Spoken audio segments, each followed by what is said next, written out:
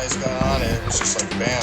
It's like, whoa, we got a problem here. We're gonna fix this. Somebody's in dire need, and they did.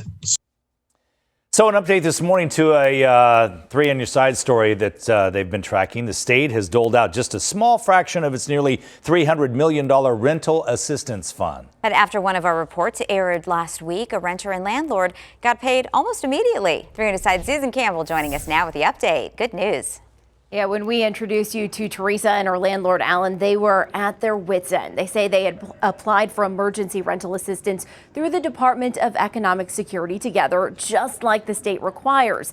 They had sent in paperwork and had spoken to several people at the agency, getting different answers every time, but never any money. Teresa was months behind on rent, and her electricity had just been shut off. I'm just trying to keep going and running into nothing but roadblocks. Teresa's landlord, Alan DeChico, has his own bills to pay and was worried about Teresa's health and safety without propane or electricity, so he reached out to us for help. DES promised to look into the application, and within a couple hours of our story airing, the agency contacted both of them. Alan has already received a check for back rent. Teresa's utilities were restored in time for her to get to work over the weekend, and she's been approved for additional assistance through June. DES was extremely apologetic about what we had gone through with them and really admitted that it was fairly ridiculous. Even if it was a new program, we should not have had to go through what we did go through.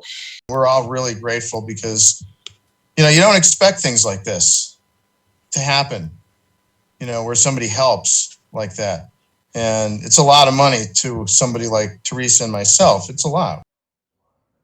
Arizona's $289 million emergency rental assistance program is available to people who live in 12 of the state's rural counties to help pay for rent and utilities. New numbers from DES shows DES has received 1,676 applications.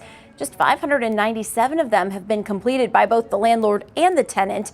The agency says it has issued about $443,000 in rental and utility assistance so far and is in the process of sending out another $600,000. But that's still less than 1% of what's in the fund. So DES says it's doing direct outreach to more than 100,000 existing clients to let them know about the help that's available. And DES isn't able to talk about specific cases, so we don't know exactly why Teresa's assistance was delayed. But DES says in general, if information provided by the landlord and the tenant doesn't match up exactly, extra information will be required. So a word of caution to anyone filling out these applications, make sure you're actually working with your landlord. That definitely took some stress off their plates, though. Yes, let's hear it for 3 on your side. Yes, nice job. We love those outcomes.